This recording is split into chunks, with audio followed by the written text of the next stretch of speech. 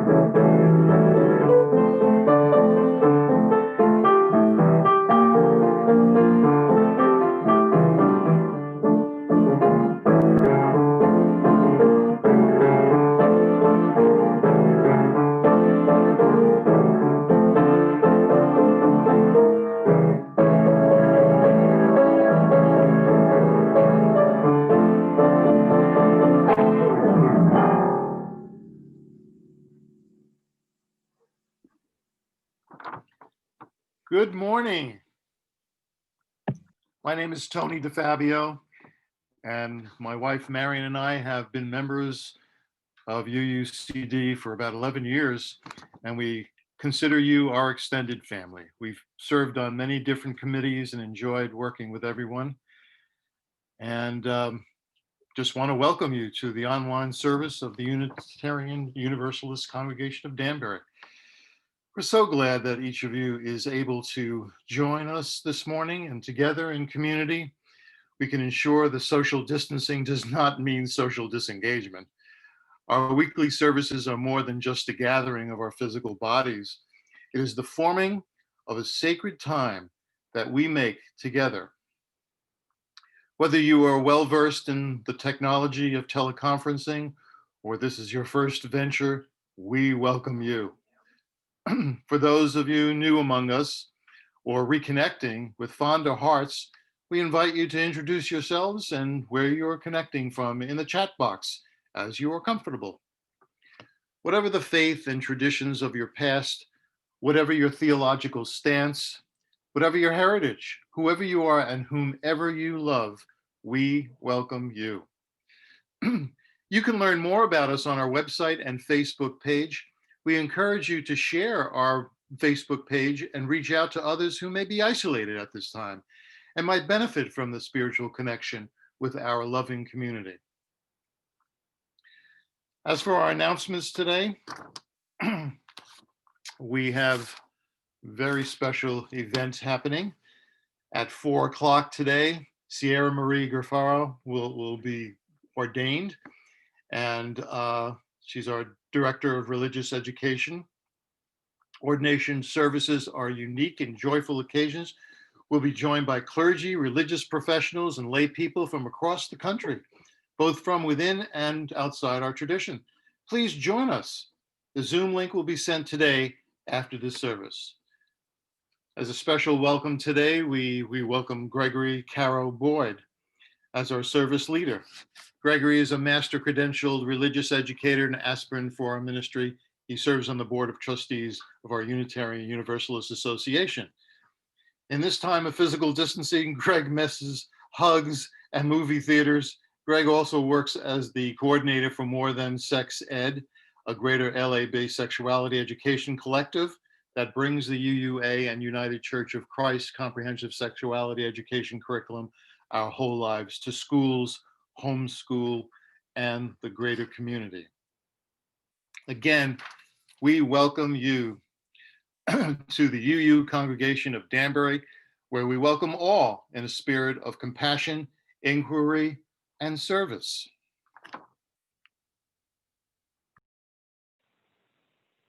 Thank you for that wonderful introduction. I am so glad to be here with all of you at the Unitarian Universalist Congregation of Danbury.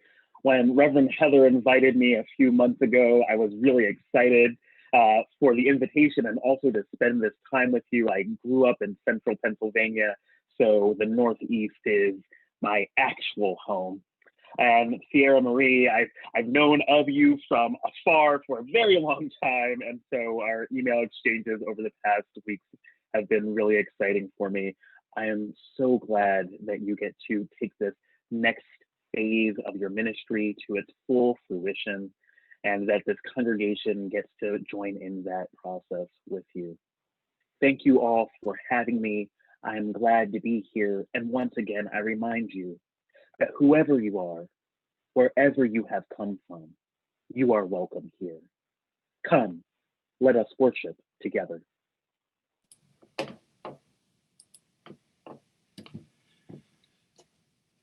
We will now light our chalices. If you have a chalice or candle to light, I invite you to do so safely now, and then we will join together in our chalice lighting affirmation.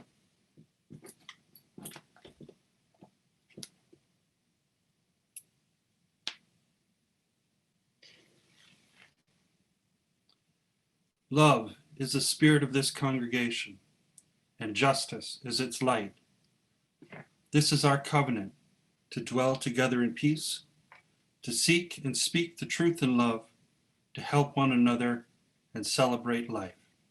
And now Sierra Marie will lead us in our children's affirmation. Good morning. It is good to be together. If there are children and youth who are in the room but not near the screen, I invite you to come over so that you can join our service leader, Greg, when he tells the story. While you're on your way over, let me remind you that during coffee hour today, when the adults go into breakout rooms, if you come to the religious education Zoom room, we'll have our own time for sharing and trying out a spiritual practice. Parents, I'm still in need of a second adult for today's coffee hour sharing circle. So if one of you whose children are attending could make yourself available, I would appreciate it. The link is in your email. Also today, the children and youth will begin a collection of supplies for the Women's Center of Greater Danbury. We'll be collecting new cleaning supplies, toiletries, baby wipes, diapers, and formula. So if you are not either picking up supplies this week or organizing a community for supply pickup, you can check out the 30 Days of Love activities emailed to you. There are activities for both kids and teens. And finally, next Sunday, I need a teen to lead a workshop for younger children. If you are a teen who has a skill you could share with those who are younger than you, let me know.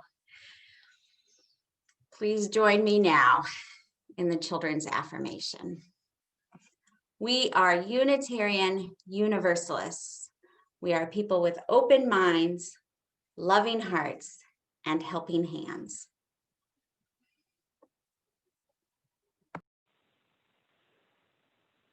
Well, I think that brings us to our time for all ages. I'm going to need your help many times during the service today, but this is one of those times. So I'm going to ask you a question. I need you to respond. I need you to respond in the chat pod or raise your hand. Maybe I need to know who knows how to be loud. Do any of you know how to be loud? I'm seeing lots of hand raises. Sierra Marie knows how to be loud. Other folks? Do any of you know how to be loud about our values as Unitarian Universalists? Who knows how to be loud about those? Seeing fewer hand raises. Not seeing anything in the chat pod just yet. I see 1 or 2 people. Good. Well, I'm going to give you a couple of values. These are not the only values we have. These are not the only values we share as Unitarian Universalists. But these are the ones I'm going to spotlight today. I'm going to focus on them throughout our time together, throughout this sacred hour that we share. We value justice, equity, compassion, and the sanctity of Black life. I say again, we value justice, equity, compassion, and all that is holy about Black life. And one of the ways we get loud about those 4 values, which again are not our only values, is through the process of ordination. Now, in Unitarian Universalism, it is different for different faith traditions. Ordination is a special relationship between a minister and a congregation.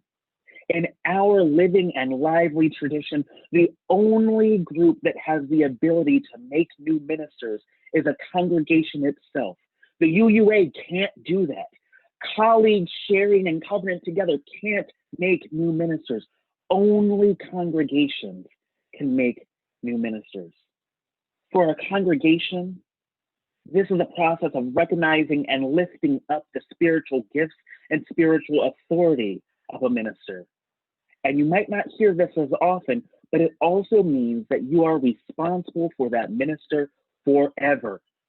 You are the only congregation giving that minister their ordination unless you have partnered with other congregations to do so. So you are responsible for them as a representative of you in the world for the rest of their lives, and possibly consequences that might occur afterward.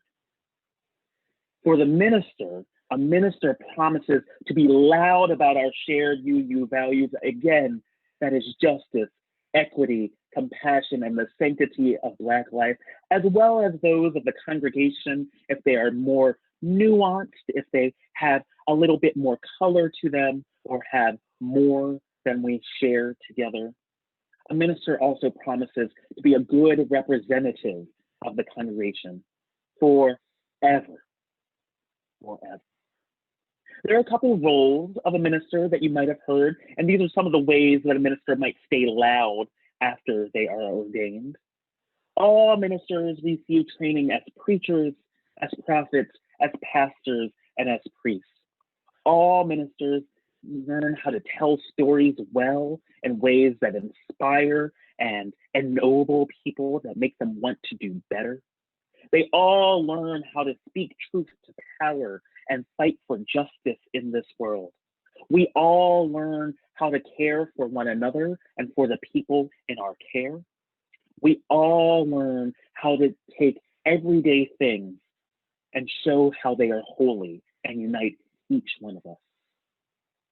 Now, in a different process of fellowshipping and credentialing, with both Sierra Marie and I have been through in different ways, that's different. That's at the UUA level. That's a special relationship that each one of us has with our colleagues and with all of the congregations that make up our Unitarian Universalist Association of Congregations.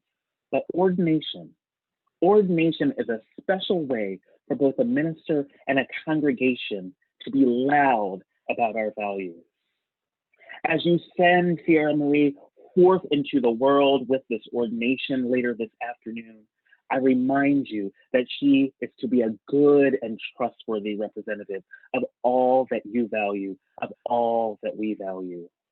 And you need to make sure that you are doing enough to be worthy of conferring the special power, the special authority on her and for others who might emerge in your congregation. Ordination is a great way to be loud. And so I encourage you, please be loud about our values today.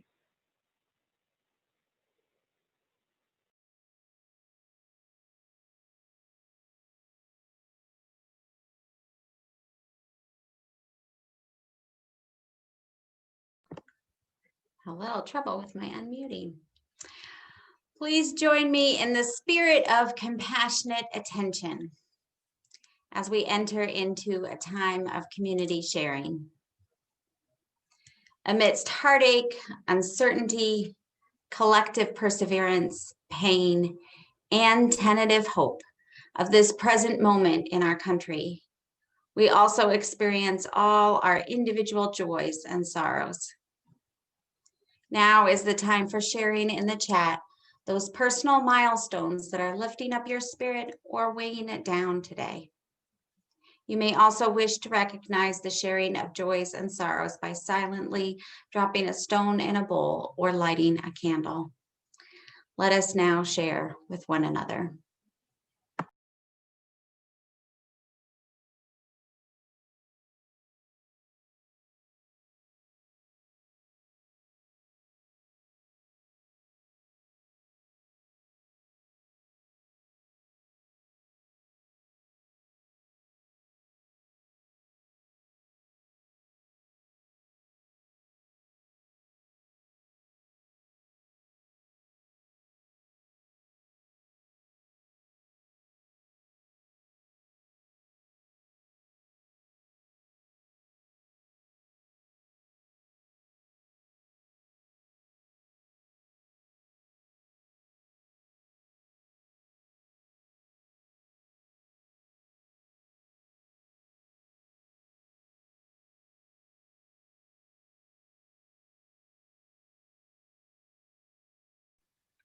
Does Carl know that he's muted? I don't know if you all are already dealing with that behind the scenes in some way, but I thought I'd just shout out, Carl, we can't hear your music. We're missing it.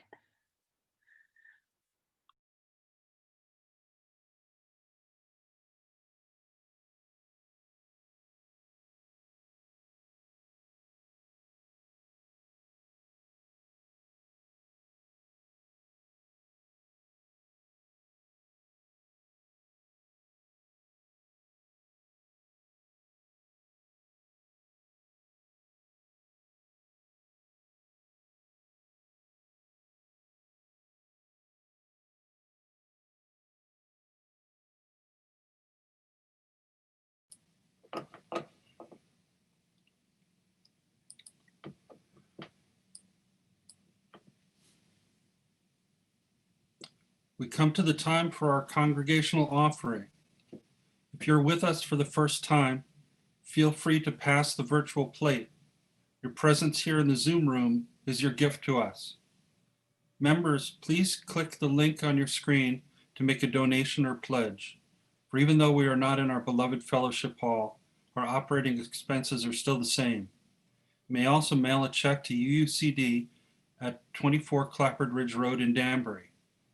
Thank you for doing your part to support and sustain this community we love. Now please join me in our congregational response.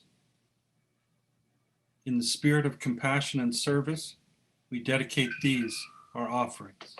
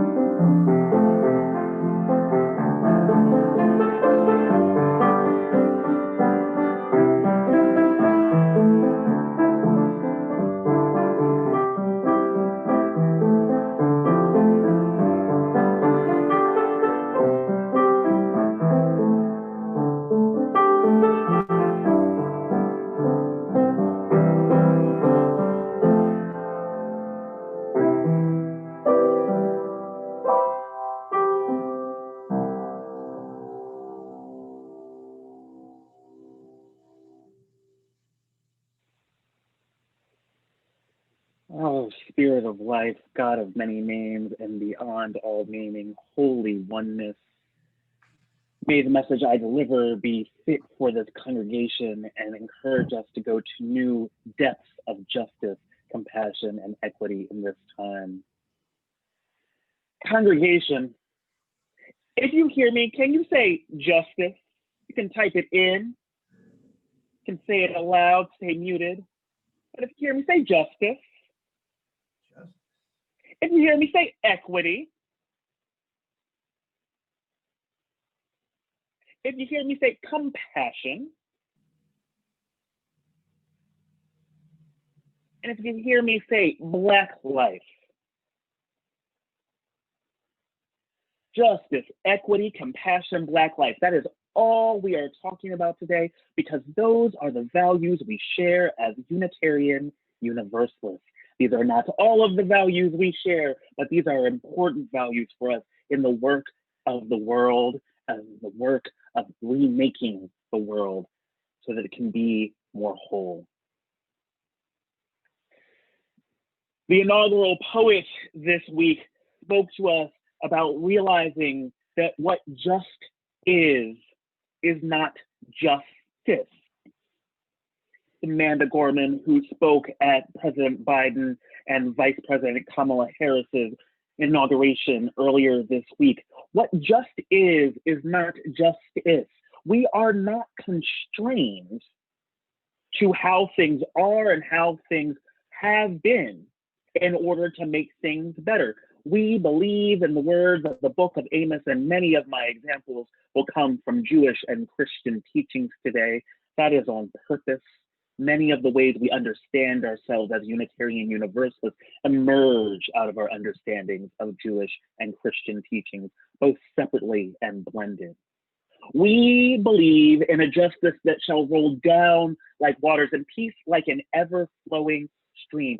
Our understanding of justice is so expansive, so broad, so awe-inspiring, so always just past the horizon, just within our reach, that it is worth being even louder and bolder about.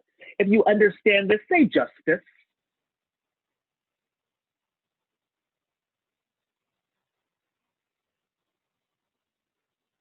Equity. Equity as a value for us as Unitarian Universalists is not the same thing as equality. We do not mean that everyone gets exactly the same thing, no more and no less. We are talking about fairness when we're talking about equity. We mean that everyone gets what they need. Everyone gets what they need in order to be successful. Everyone gets to participate in the way that they uniquely can, in the ways that their bodies work, their minds work, their physicalities work, their understandings of the world, their past mistakes, their future hopes and aspirations. Everyone gets to participate exactly as they are. No one gets to stay that way, my friends. No one gets to stay the same in a congregation, in a community where the goal is justice. We change equitably together. When we speak of equity, we remember, and I am borrowing now the words of my friend and colleague, the Reverend Teresa Inez Soto, that all of us need all of us to make it. And when I say all of us, I do not mean only each of us, I mean all of us.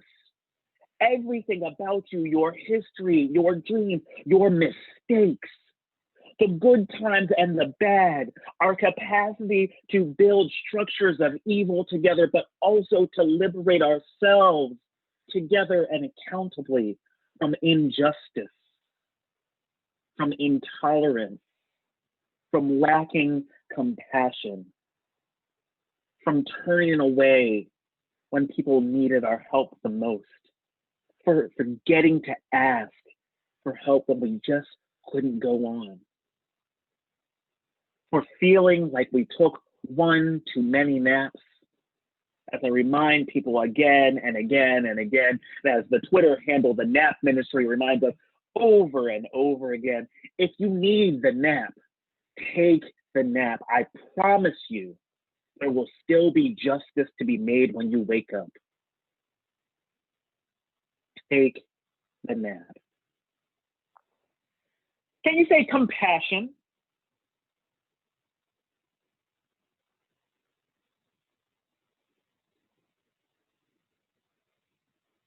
Compassion. Here I borrow the words of the poet Clint Smith, who is an award-winning Black poet. He says, when people say we have made it through worse before,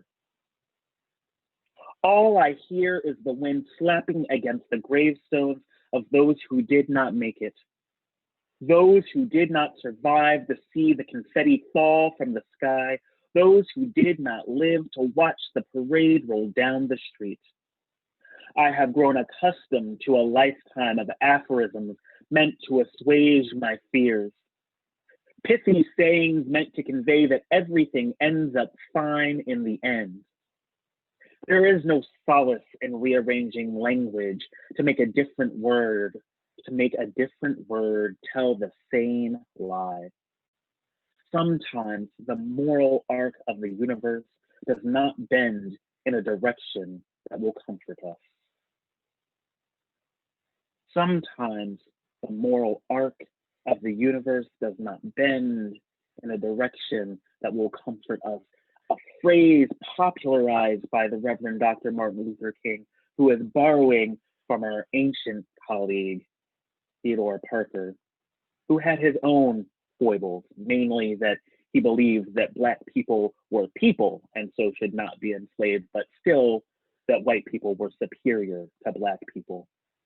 We can find generational compassion and still hold our colleagues, our ministers, and our congregations accountable.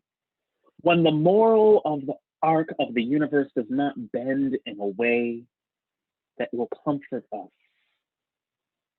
it remains to us, communities of people who care for one another and the world as it could be, not only as it is, to bring comfort to those who are hurting the most.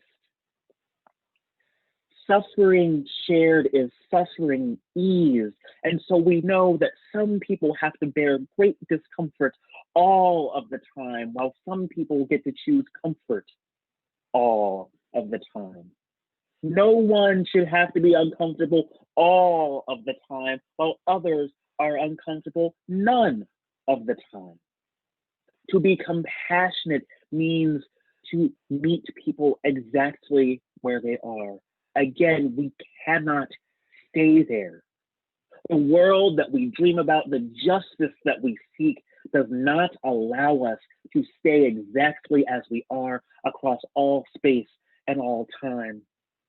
But we can have compassion for the fact that it will take some people a little bit longer. And we can hold others accountable when it is taking them too damn long. You understand me? Say compassion.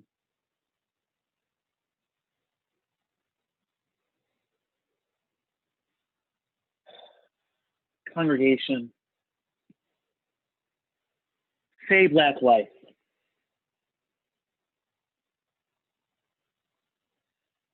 I'm going to ask you to say once more, say Black life is holy.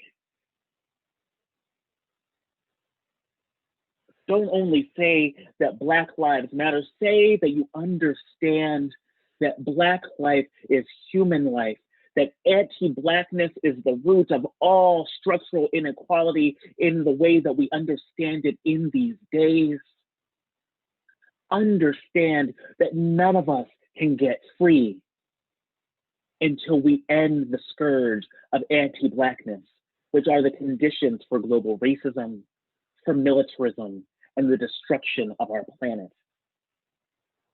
James Cone, probably one of the most well-known Black liberation theologians of the 20th century, he just died a couple years ago, talks to us about Blackness being a condition of humanity. We're not only talking about Black skin when we're talking about Black life, we're talking about the conditions that make Blackness, that make Black life, that make Black humanity on the bottom of all systems we have constructed. He reminds us that if we cannot see the parallels, we cannot see the connection between the crucifixion of Jesus at the hands of the state and the lynching of a Black man swinging from a tree, we have missed the whole point. When our governments, when we as communities turn away from our collective responsibility to care for one another, we are complicit in state violence. When we cannot see the suffering of all of us, in each of us, when we cannot see that the death of one Black person is a loss for all of us in community, we are missing the point. And replace by ableist language of seeing with understands, of knowing, of feeling. I need you to feel your connection to each and every person. This is complicated at times. Kimberly Crenshaw talks to us of intersectionality, a way of understanding all of the ways that our complex identities interact with one another. She talks about this particularly in relationship to Black women, because we've understood over the course of time that Blackness and womanhood and poverty interact in very particular ways that keep Black women more on the bottom than even some white women, than even some other brown women. We need to understand our social location, is what she terms this. All of the ways that our complex identities interact with one another to give certain groups of people lots of power and other groups of people trying to fight for what little is left. We don't have to fight for what little is left. We do have to uphold the sanctity of Black life, because when we understand that both holiness and collective liberation are conditioned upon making sure that Black people, that Black life, that Black humanity is free to share in the values we hold most dear of justice, equity, and compassion, we can really get somewhere. So I have a question for you, congregation. Congregation, how are you staying loud about our values? How are you staying loud about justice, equity, compassion, and all that is holy about Black life? I'll wait for you in the chat pod. I have enough time. If you want, you can even raise your hand and I'll let you speak for a little bit of time. Freedom of the pulpit means I also get to determine how long other people occupy the pulpit. A nice thing.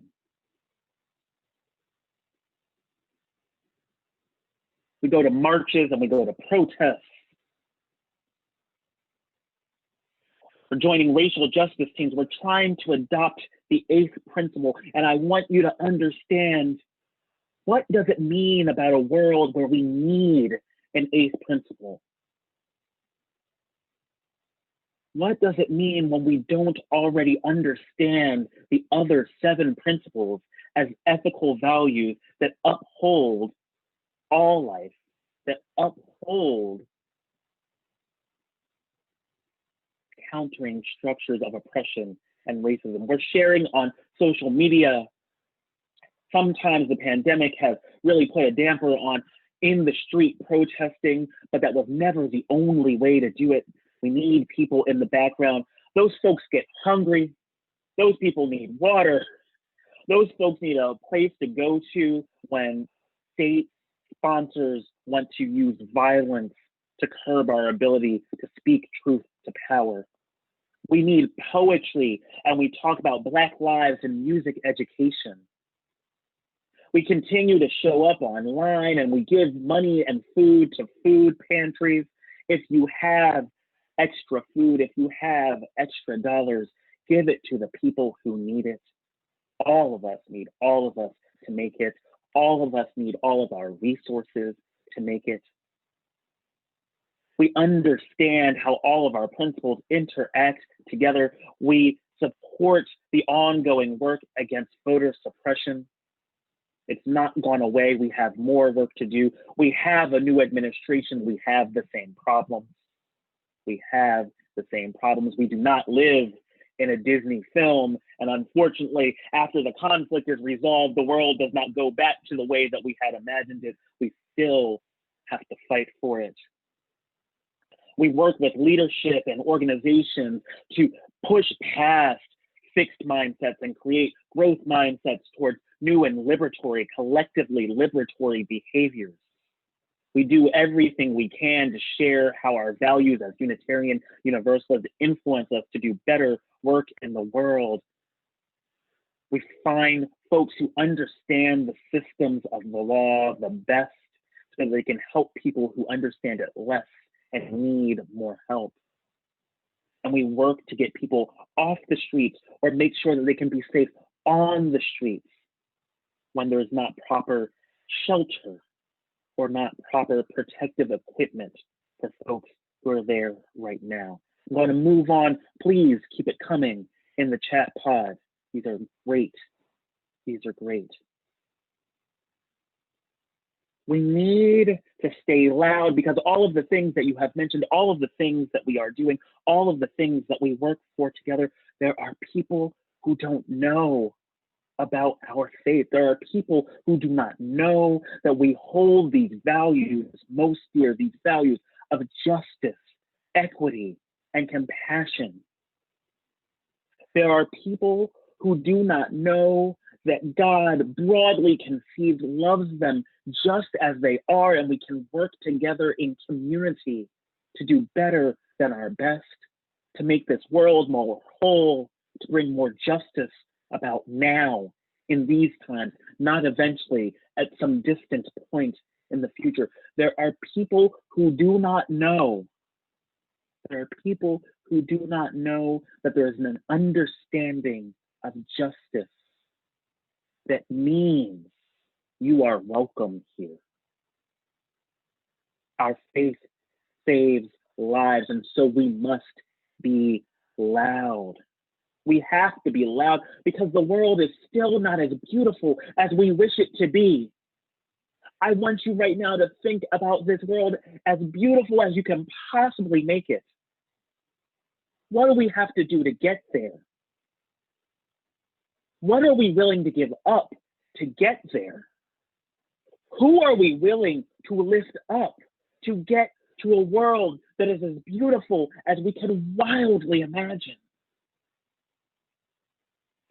And congregation, we have to stay loud about our values. I knew I was going to cry at this part.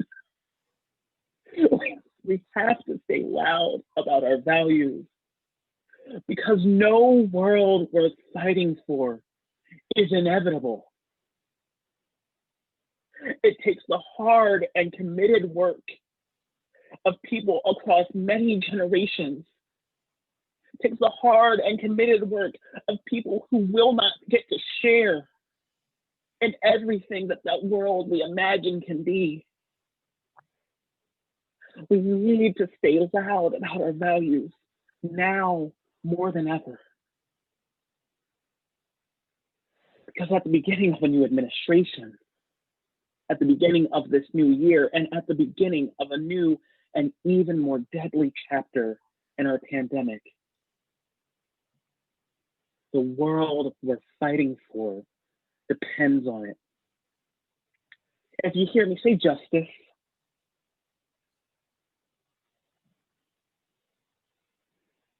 if you understand me, say equity.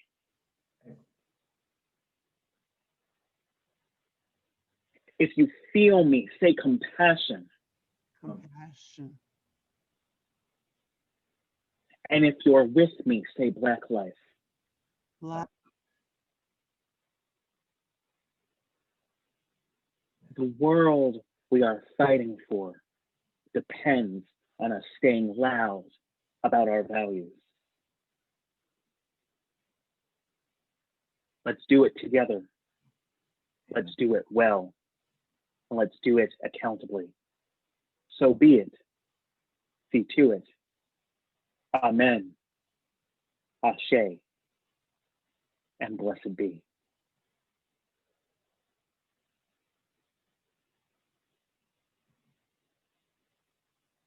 As we transition into a time of silent reflection, followed by prayer and meditation, we bring all of us to this space. Take a deep breath in. Let us begin our time of silence.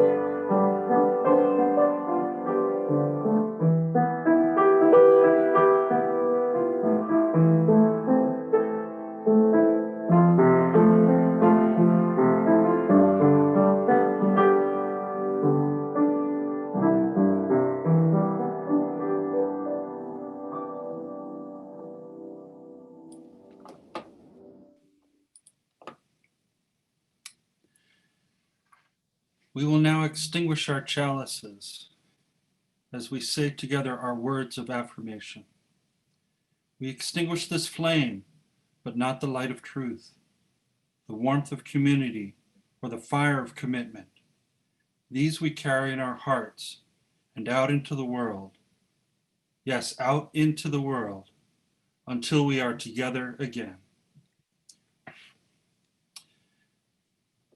Now, please join your voices in our closing hymn number 396, I Know This Rose Will Open, which we'll sing 5 times.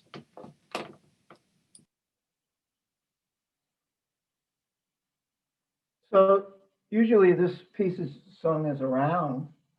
I'm going to play the melody for you. You'll hear it a few times. And the last 3 times that I do it, I'm going to play it a little bit faster. So let's all really say these words because they matter.